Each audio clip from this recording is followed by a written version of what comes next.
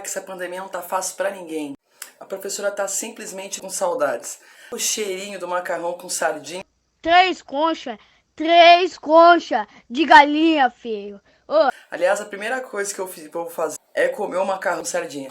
E você, qual é a primeira coisa que você quer fazer quando voltar para as aulas presenciais em segurança? E quando isso não acontece, bora pra chamada aí, pra matar saudades da escola.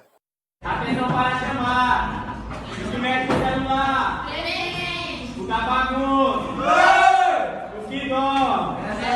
O barraqueiro! E o come na sala! A vontade de estudar? Que é isso, pessoal, falta pouco para acabar o bimestre. Durante o Estado Novo, um governo que foi oficialmente de 10 de novembro de 1937 a 1º de janeiro de 1946. A principal característica do governo do Getúlio foi falar sobre trabalho. Ele queria mostrar que ele era um velhinho que trabalhava.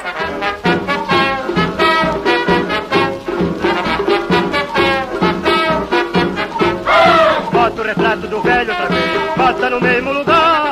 Bota o retrato do velho outra vez, bota no mesmo lugar. O sorriso do velhinho faz a gente trabalhar. O sorriso do velhinho faz a gente trabalhar. Bota o retrato do velho. A expressão novo sempre procura marcar uma certa ruptura com um passado que, nesse momento, é construído como alguma coisa que não deu muito certo e apontar para um futuro que seria melhor, um futuro que seria mais moderno. A ideia do Estado Novo era justamente essa. E nesse Estado Novo, um grande líder seria o maior responsável por todas essas transformações, por toda esta modernização pela qual o Brasil passaria e que o faria se integrar no rol das nações mais adiantadas do mundo. O que marca o Estado Novo é exatamente a existência de um regime autoritário, onde há a supressão do legislativo, uma submissão do judiciário ao executivo, né?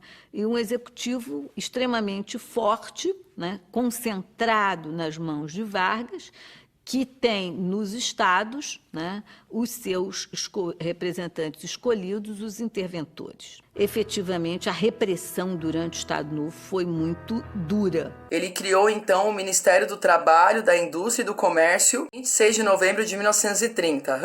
Ele criou esse Ministério do Trabalho para atender às demandas dos trabalhadores que trabalhavam de maneira muito árdua nas fábricas, nas grandes cidades.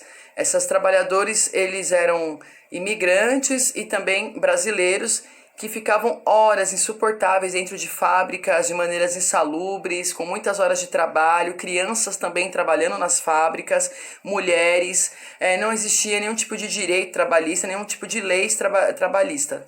Então, as pessoas foram às ruas protestarem, pedirem os seus direitos. Tanto que teve uma greve geral em 1917, uma famosa greve que parou o país, né? E como consequência dessa greve de 1917, veio então o Ministério do Trabalho no governo do Getúlio Vargas. No Ministério do Trabalho foram criados alguns direitos, como a carteira de trabalho, a limitação de 8 horas diárias de trabalho. Se passar disso, aí é hora extra. O final de semana, como folga, pelo menos um dia da semana, geralmente é domingo. Se for trabalhar domingo, tem que pagar dobrado. Depois veio a licença maternidade também. Hoje essas leis estão bem mudadas. Hoje você negocia com o patrão. Mas ele é conhecido, então, Getúlio Vargas, como o pai dos pobres. Só que o que ele dá, ele também tira. Então ele começa então a pegar dados, esses trabalhadores, pegar dados desses sindicalistas, e ele começa a ter acesso então às fichas dos trabalhadores considerados comunistas, que faziam greve, que pediam melhorias no seu trabalho. Então aqueles trabalhadores que pediam melhoria nos seus trabalhos e eram considerados líderes de greve, eles eram perseguidos, porque eles tinham a sua ficha, o governo tinha acesso à sua ficha, os seus nomes, seus endereços, e essas pessoas eram presas, punidas, torturadas no governo de Getúlio. Por conta dessa greve geral de 1917, o Getúlio tenta se apropriar, criando então o dia 1º de maio, que é o dia do trabalho e do trabalhador. A partir de 1942, o próprio ministro do Trabalho, Indústria e Comércio, vejam bem, um ministro ia para o rádio semanalmente e se dirigia à população, especificamente à população de trabalhadores, para dizer o quê? Olha, vocês têm direitos. Esses direitos são os direitos do trabalho. Olha, senhora, se a senhora ficar viúva, a senhora tem direito a uma pensão. E isto é uma obrigação do Estado para com a senhora.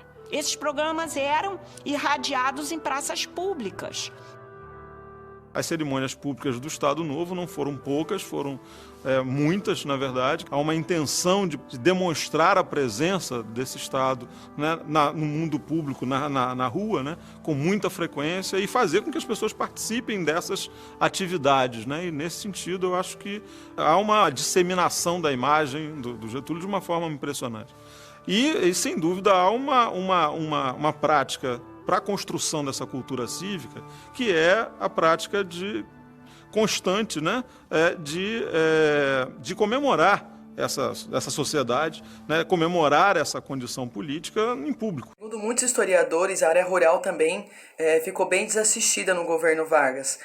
Tinha que ter uma série de leis para você poder fazer sindicatos. Eles criaram uma série de burocracias, de papéis, de complicações para se criar o sindicato, ou dificultar a criação do sindicato. Então, eles criaram muitos sindicatos, deixaram de existir no mundo rural, e não foram reconhecidos durante o governo Vargas. Então, os trabalhadores do campo ficaram muito desassistidos e, segundo muitos historiadores, eles ficaram na mão desses oligarcas, desses donos de terra, desses donos aí que exploravam os trabalhadores. E a própria figura de Getúlio Vargas vai se consolidando como uma liderança importante no imaginário político nacional.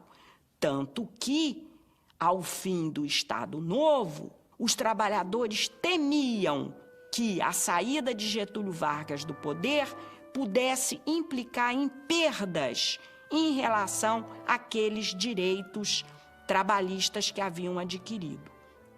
Haviam adquirido num momento extremamente autoritário, onde não havia direito de voto, onde a liberdade de organização sindical estava cerceada, mas haviam adquirido e queriam manter. E é dessa forma que os trabalhadores lidam com o Getúlio, que a gente pode entender como é que, na campanha de 1950, né, Getúlio é tão bem recebido pela população, sobretudo de trabalhadores, né? E entender também que a marchinha de carnaval que mais foi cantada em fevereiro foi justamente bota o retrato do velho, bota o retrato do velho outra vez. Isso não é sinal de submissão da população. Isso é sinal de ação política da população, de estratégia no sentido de garantir direitos e, com as leis que os garantiam, expandir direitos. Até a próxima. Até.